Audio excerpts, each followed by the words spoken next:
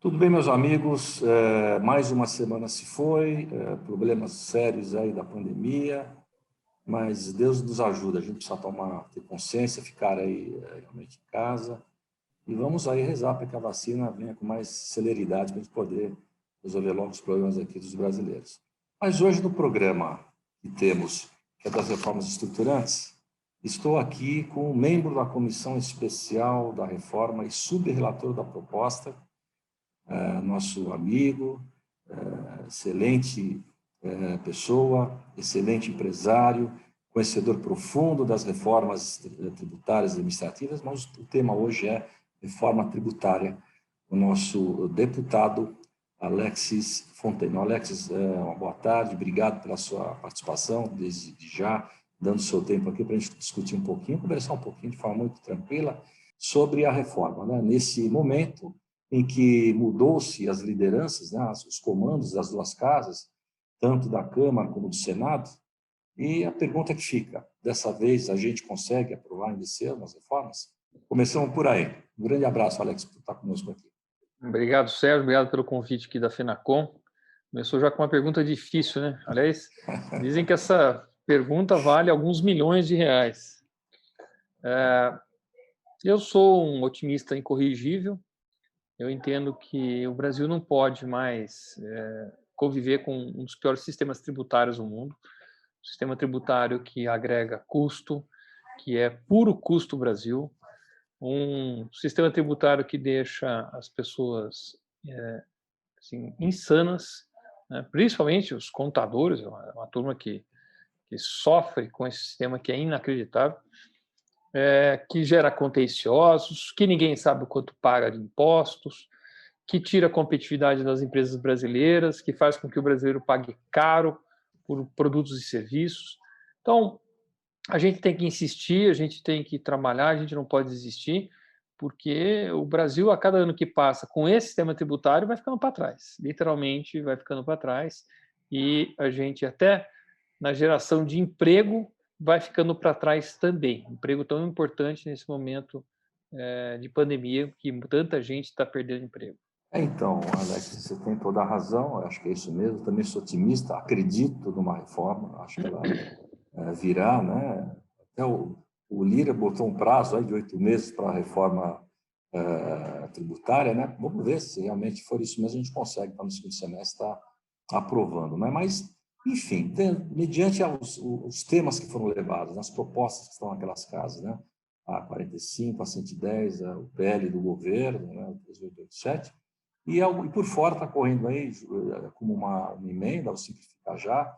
Também a gente tem escutado aí muita adesão à ideia do Simplificar Já, né? Muita gente com essa ideia de que não vamos mexer nos tributos, mas é mais fácil a gente asfaltar um piso esburacado, a gente sabe então os buracos para pavimentá-lo de forma mais adequada do que fazer uma estrada nova onde tem terra e tem que fazer desde o início. Então, o susto é menor, né? Provavelmente não tem transição nem nada. Eu gostaria que você desse a tua visão sobre, enfim, esse momento que vive essas propostas todas, como é que está essa coalizão das ideias, enfim, dos projetos todos, na sua visão.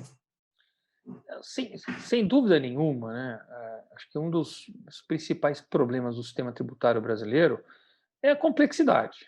Isso não há dúvida, foi sendo feito puxadinhos sem uma visão sistêmica, que foram criando distorções, essas distorções acabam gerando exceções, e toda a sorte de dor de cabeça que vai criando, de tributo que é pago na origem do destino, que dá crédito, que não dá crédito, substituição tributária, diferencial de alíquota, toda essa sorte. Então, a ideia do Simplifica Já, ela é sedutora.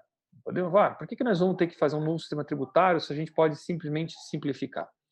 A minha visão crítica específica ao Simplifica Já é que ele não resolve dois dos grandes problemas do atual sistema tributário brasileiro. O primeiro é a cumulatividade, que é presente no ISS, né? Então, quando a gente diferencia serviço de bens, coisa que o mundo inteiro não diferencia mais, praticamente a mesma tributação sobre os dois, a gente acaba mantendo o ISS, que é um tributo que não gera crédito. Aliás, é engraçado, né? Não gera crédito mais ou menos, porque sobre o serviço que é o INSS, esse teoricamente gera parcialmente crédito. Mas quando a gente não gera crédito, o que nós vamos fazer? Nós vamos ter uma acumulatividade. E isso, quando chega na ponta de um produto que vai ser exportado ou vai ser vendido, a primeira coisa que ninguém sabe é o que tem de carga tributária acumulada naquele ponto de ISS. E o ISS, vamos lembrar, o serviço ele cada vez fica mais capilarizado, mais abrangente, presente em toda a economia.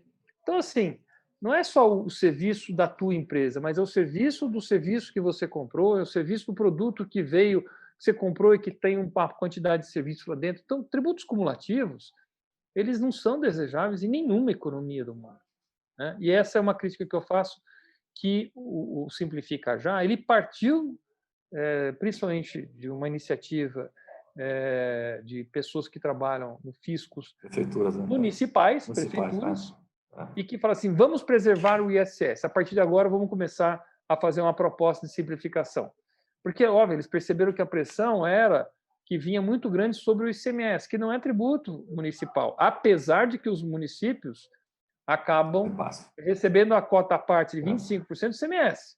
Quer dizer, eles não estão percebendo que, a hora que eles propõem uma coisa dessa, eles estão prejudicando a principal fonte de financiamento do próprio município.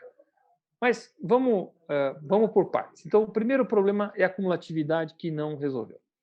O segundo problema, que é um problema econômico seríssimo, que também não resolve, é a questão da diferenciação alocativa, que é uma questão de você diferenciando os tributos CMS do ISS na escala que nós temos hoje, quer dizer, ICS na faixa de 3%, 4% sobre o valor da nota, ICMS 18% sobre um valor agregado, que teoricamente se gera crédito lá, a gente começa a criar distorções em setores.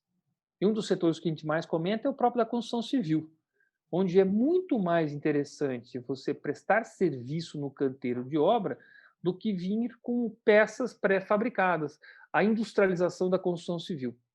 E as consequências que isso acaba gerando, que também ninguém enxerga, é que quando você tem excesso de serviço no canteiro de obra, você tem mais desperdício, você tem mais carbono, você tem mais frete, você tem mais riscos de acidente no trabalho, você tem mais riscos de acidentes ambientais, você tem toda a sorte de riscos de um ambiente que você tem baixo controle. Então, veja como o sistema tributário ele também gera uma distorção na tua escolha. Se você prefere contratar um pedreiro para ficar rebocando, fazendo todo, lixando a parede, ou vir com uma placa pronta e instalar. Portanto, no caso específico do Simplifica Já, eu vejo que tem evoluções importantes, que, aliás, eu não sei nem porque que a gente tem que chegar nesse ponto do Simplifica Já. Não é verdade? É mais ou menos aquela brincadeira que o pessoal fala assim, eu adoro o poupa-tempo. Aí eu falo assim, eu só gosto do poupa-tempo porque eu perco tempo.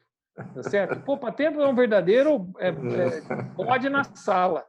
Mas, assim, o poupa-tempo resolveu alguma coisa? Resolveu nada. A burocracia continua toda lá. Então, centralizou a burocracia, né? Assim, nós facilitamos a tua vida para resolver os problemas que nós criamos. Quer dizer, quem gosta do poupa-tempo é quem não percebeu que pode ser muito melhor, como acontece em outros países do mundo, que você perde passaporte, carteira de identidade pelo correio. Não precisa ir lá fazer mil e uma coisa. Mas vamos voltar ao nosso... Vamos lá. Então, eu acho que o Simplifica Já apresenta propostas sedutoras, mas ele não resolve esses dois problemas que, para mim, são gravíssimos. E aí, falando das outras propostas, as outras três têm o mesmo chassi, que é o chassi do IVA, né? A CBS, a 3887, né? O PL 3887 do governo, é um puro IVA, só que só de impostos federais, PIS e COFINS. Tá? Óbvio, você monta uma estrutura lá e depois talvez amplie, uma boa. Mas a gente sabe que, se não fizer uma reforma tributária ampla com os tributos de consumo, a gente corre o risco muito grande de aumentar a carga tributária, porque você acaba não conseguindo, né, na escala de quem paga mais tributo e menos tributo, quando você fizer a reforma, você vai chegar num ponto médio, num nível médio. Mas se você faz a reforma só dos tributos de cima, o que acaba acontecendo é que você até aumenta a carga tributária, porque você não pega esses tributos de baixo para poder fazer uma equalização. E É o caso aí, aqui dessa proposta, né? Na verdade, ela está um da pouco acima CBS, do que se a paga hoje, reclamação né? da CBS é essa. E aí, obviamente, tanto a PEC 110 quanto a 45, que são semelhantes, a 110 é um pouco mais complexa, fala em várias alíquotas, que eu já não gosto, eu gosto de alíquota única, também começa a mexer com outros tributos sobre propriedade, TCMD e tal, tem uma coisa legal lá com aquele sistema do Miguel Aburrab, de cobrança, que é interessante, né, que é feita pelo próprio sistema bancário, mas eu ainda prefiro a PEC 45, porque eu acho ela mais limpa, mais simples e mais parecida com os melhores sistemas tributários do mundo, da Nova Zelândia, da Austrália, tá certo? De outros países que têm um IVA mais avançado, mais moderno. Perfeito. Bom, dentro dessa lógica, então, deixa eu te perguntar uma coisa, algumas questões que a gente tem escutado também, e algumas dúvidas, né? Por exemplo, a questão da carga tributária que se imagina nas duas PECs, tanto a 110 como a 45, né?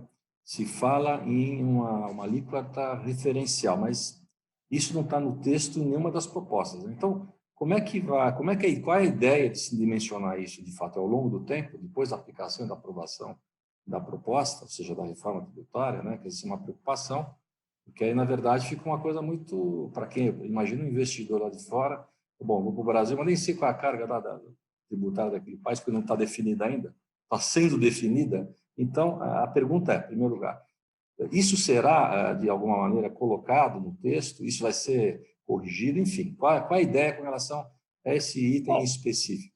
Hoje eu posso já dizer que ele tem certeza que vai vir para o Brasil e não sabe qual é a carga tributária. Ninguém sabe direito, não é verdade?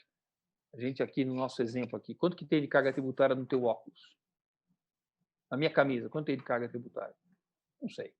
Agora, eu sei na Bélgica quanto que tem nessa camisa aqui. Ela tem 22%, que é a carga do IVA belga. Tá certo? E o óculos também. 21, né? Acho que é 21%. Na Alemanha, Sim. 19%, porque é o IVA de lá.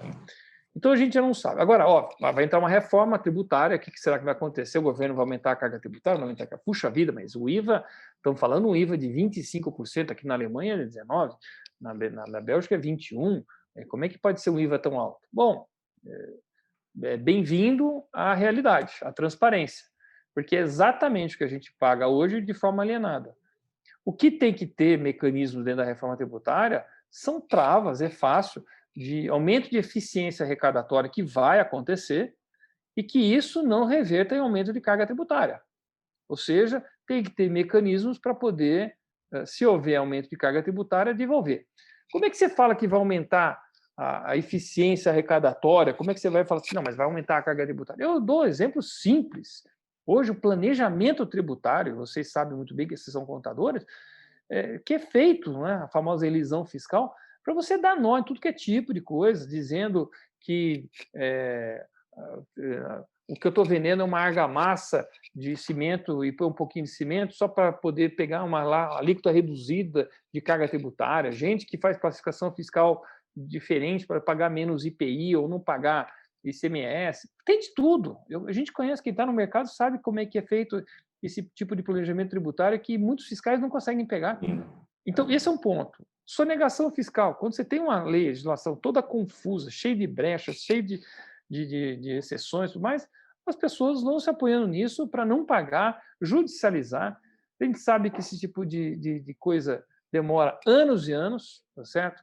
Para poder. E aí o cara vai continuando fazendo o negócio dele. Eu falo o caso de Manguinhos, no Rio de Janeiro mesmo, é típico. A Manguinhos está simplesmente com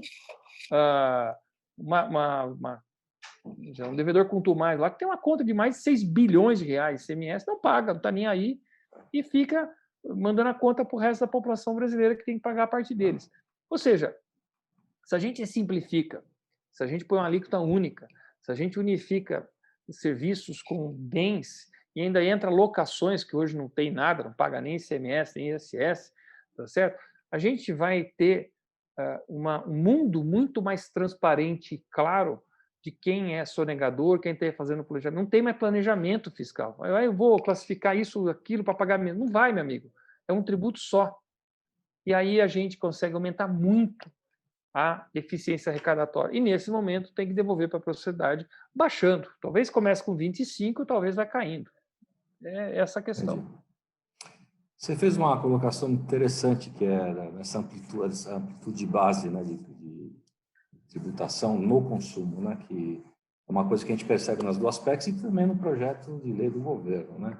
E você comentou da locação. Locação hoje, na verdade, ela não paga nada sobre consumo, né? Tem uma briga num dos municípios com quem trabalha com locação, por exemplo, a pessoa que tem alguns imóveis, tal, e tem locado isso, né? É uma briga até bem judicializada as prefeituras têm perdido isso regularmente. Por quê? Porque, na verdade, a locação você paga imposto de renda, na verdade. Você paga lá a tributação da renda e o bem, o patrimônio, ele paga também uma tributação do imóvel, não, o IPTU. Então, na verdade... Eu tenho imóvel, mas também tem outra locação, de betoneiras, de equipamentos, sim. tem caminhões, né? É toda uma outra locação, né? Não, tudo bem, mas tem um proprietário, dono daquilo, ele faz a locação, né?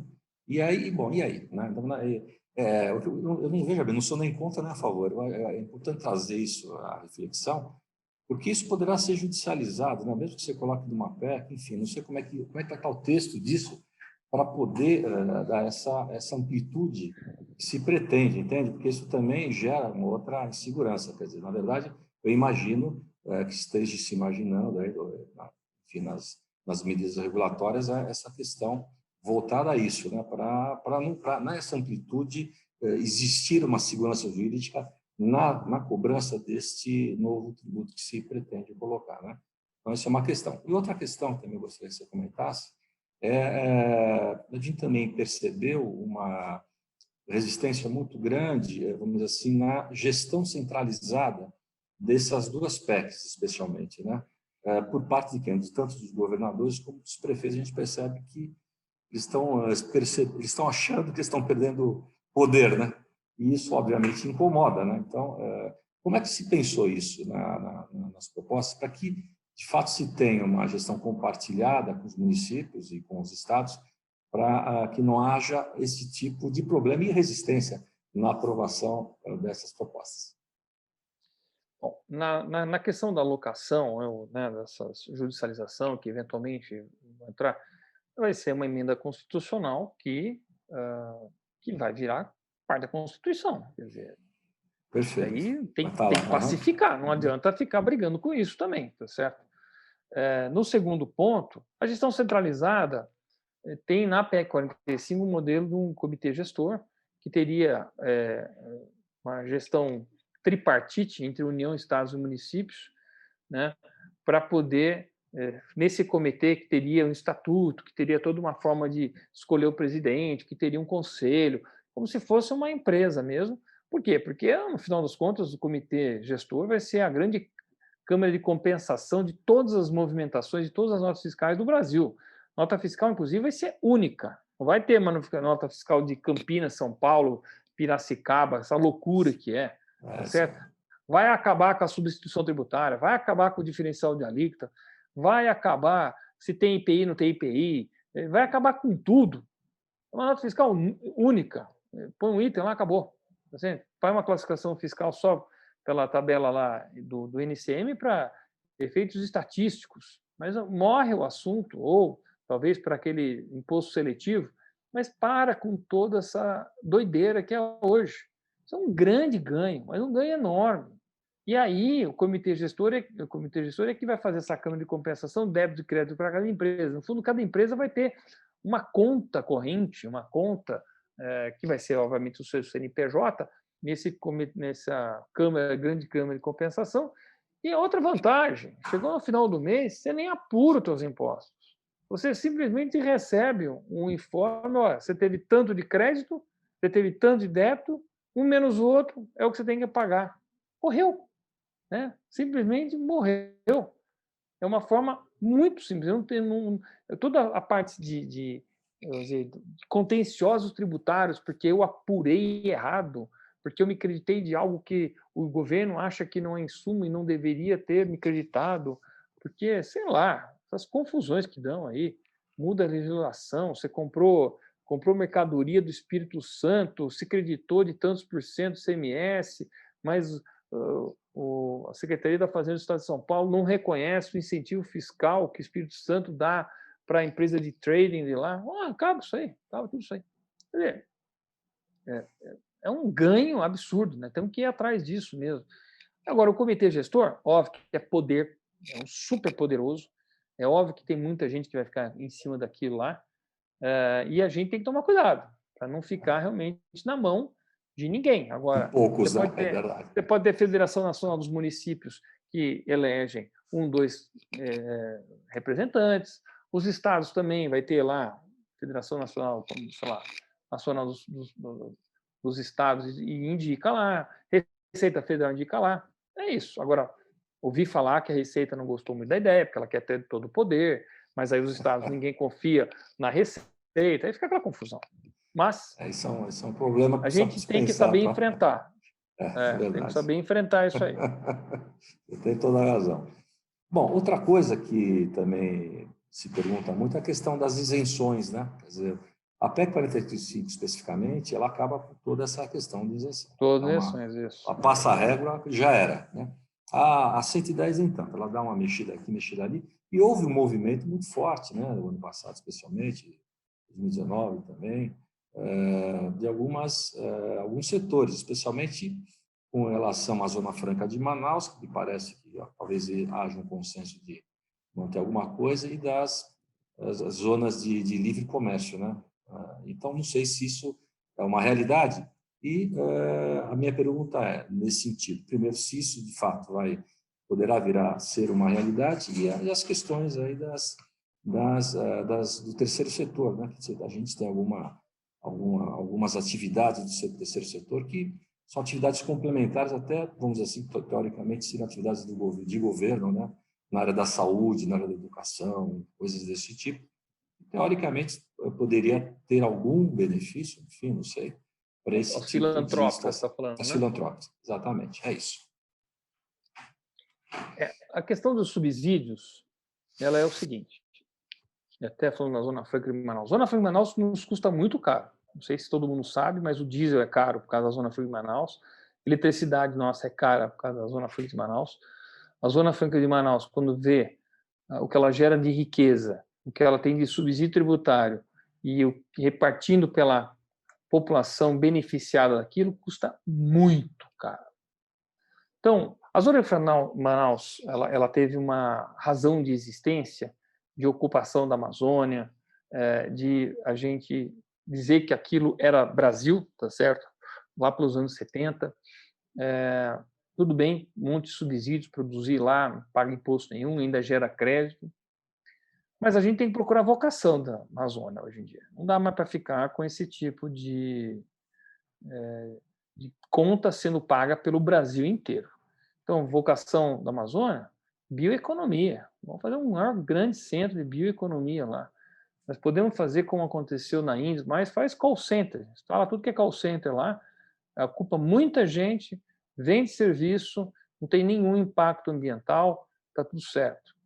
Pode fazer ecoturismo, pode fazer piscicultura, tem N atividades que a gente pode fazer lá. Ou indústrias realmente de altíssima tecnologia, de altíssimo valor agregado, que querem usar aquilo até como uma forma de dizer que tem preocupação com o meio ambiente, se instalam lá. Agora, ficar fazendo ar-condicionado, moto, eu já não vejo nenhuma razão disso. Não vejo nenhum ganho. Tá certo? E aí, nessa questão dos subsídios, é uma discussão da sociedade. Se a gente quer isentar as entidades beneficentes, cesta básica, se a gente quer, sei lá, qual outro tipo de subsídio de educação que a gente queira fazer, a sociedade vai ter que decidir isso. Lógico, somos nós deputados que vamos fazer essa discussão e tudo mais. Tem outros mecanismos, eu prefiro muito mais subsídios financeiros, quer dizer, dar dinheiro para quem precisa mesmo e não ficar isentando toda uma categoria de produtos de impostos, porque supostamente o pobre, a pessoa mais desassistida, consome mais, né? E aí que a gente começa a criar as regressividades do sistema tributário brasileiro, quando um benefício que é para pobre, ele é usufruído e até mais por uma pessoa que não tem dinheiro, que tem recursos, que é o caso, basicamente, da cesta básica ou da própria educação. Então, eu sou mais da linha de que tributa mesmo e depois a gente faz políticas sociais. Eu jamais faria políticas sociais com o sistema tributário. As políticas sociais você faz com dinheiro no caixa. É isso. Oh, perfeito. E para fechar aqui as questões, já, infelizmente, quando o papo é gostoso, a conversa é boa, passa rápido o programa. Vai fluindo. Mas uma coisa que a gente também tem que tocar, que é outro tema que também se fala muito, né? É a desoneração da folha de pagamento. Né? Isso aí ficou, sim. Essa coisa toda, já meio que um consenso que seria importante a gente desonerar a folha, né? E criar algum critério, algum mecanismo de tirar de fora da folha para poder gerar mais emprego formalizado, né? E criar algum tributo, alguma coisa que vá, talvez, suportar, enfim, essas questões. Como é que você está enxergando isso, então, Alex? A desoneração é super importante, é do interesse de toda a economia brasileira, né? Essa carga tributária em cima de folha é de uma estupidez inacreditável. E isso realmente inibe muito a formalização de empregos. De fato, a gente tem que correr atrás disso. A minha proposta, inclusive, tem uma emenda na PEC 45, é que a gente faça essa desoneração dentro da complementação da alíquota do IVA. Tá? Eu não sou a favor de CPMF, não sou a favor dessas soluções que geram mais tributos cumulativos. Né? Realmente não gosto disso. Então, para mim, como a desoneração ela também não precisa ocorrer de um dia para assim, do dia para a noite, tá certo? A implantação do sistema tributário ela vai ter uma transição.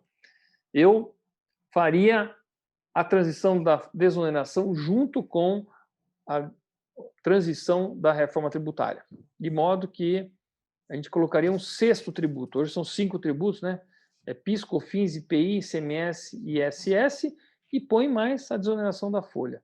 E aí a gente vai fazendo a transição, o IVA vai sendo implantado com a sua alíquota até ela chegar na área de estabilidade, incorporando boa parte desse custo que está dentro da folha de pagamento. Um prazer enorme poder falar com você, com uma pessoa que conhece com profundidade os problemas do país, e em especial o tributário, que você conhece muito, com muita profundidade. Muito gostoso bater um papo assim com você.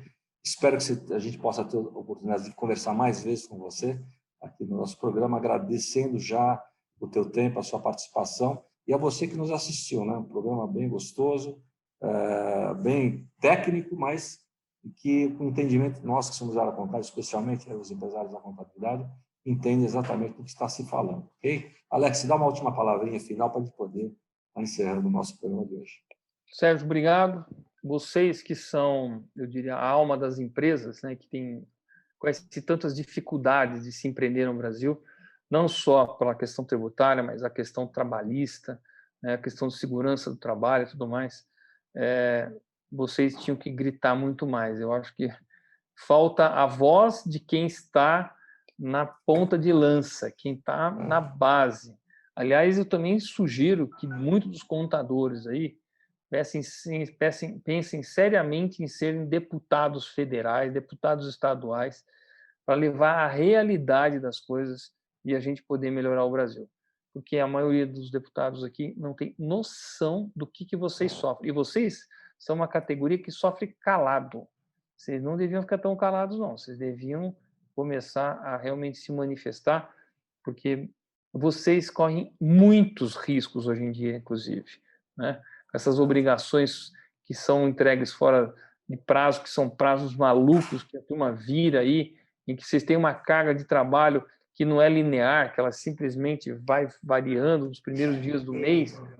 Então, reclame, tá bom? Alex, obrigado novamente. Gente, um abraço. Abraço. Até a próxima semana. Até logo.